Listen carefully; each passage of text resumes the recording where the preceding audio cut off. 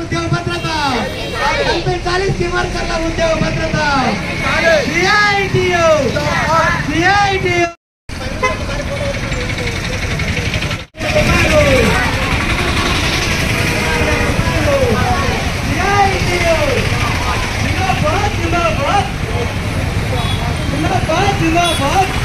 ఒక రకంగా కుటుంబాన్ని కాపాడుకో కోసం ఏదైనా వాహనాన్ని నడిపితే డ్రైవర్లందరూ జైలుకు వెళ్ళాలనేటువంటి ఆలోచన కేంద్ర ప్రభుత్వం చేయడం చాలా దుర్మార్గము.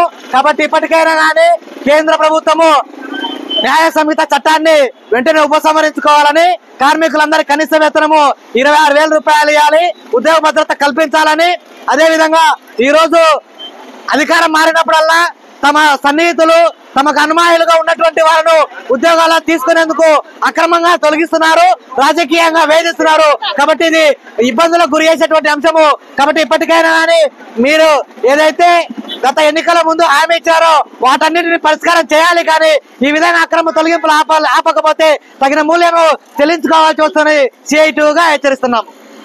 దేశవ్యాప్తంగా CITU నాయకత్వాన వర్కర్ల యొక్క కనీస వేతనాలు చెల్లించాలని, వారిని పర్మనెంట్ చేయాలని ఈరోజు వర్కర్ల యొక్క డేగా దినోత్సవంగా జరుపుకుంటున్నారు.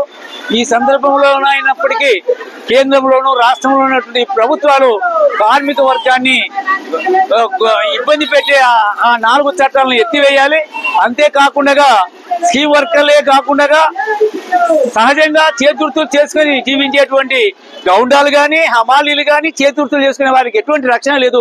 ఈ యొక్క ప్రభుత్వం తప్పనిసరిగా వారికి రక్షణ కల్పించే పద్ధతుల్లో వారికి కనీస వేతనాలు ఏర్పాటు చేయడం కానీ, లేదా ఒక బోర్డు ఏర్పాటు చేసి బోర్డు యొక్క సహకారంతో వారి యొక్క జీవనాలను మెరుగుపరిచే పద్ధతుల్లో ఉండాలి. నిరసన ర్యాలీలు, ధర్నా కార్యక్రమాలు నిర్వహిస్తా ఉన్నారు. గత ప్రభుత్వం ఏదైతే అంగన్వాడీలకు ఆశా, VOA, మధ్యాహ్న భోజనం వంటి స్కీమ్ వర్కర్లందరికీ కనీస వేతనం అమలు చేస్తామని చెప్పి, ఉద్యోగ భద్రత కల్పిస్తామని చెప్పి హామీ ఇచ్చి ఉన్నాయి. కానీ గత ఎన్నికల తర్వాత ప్రభుత్వాలు మారినాయి. ప్రభుత్వాలు మారినా ఇచ్చేటువంటి వాగ్దానాన్ని అమలు చేసేటువంటి బాధ్యత ప్రభుత్వాలకు ఉంది అని చెప్పి మేము భావిస్తా ఉన్నాం.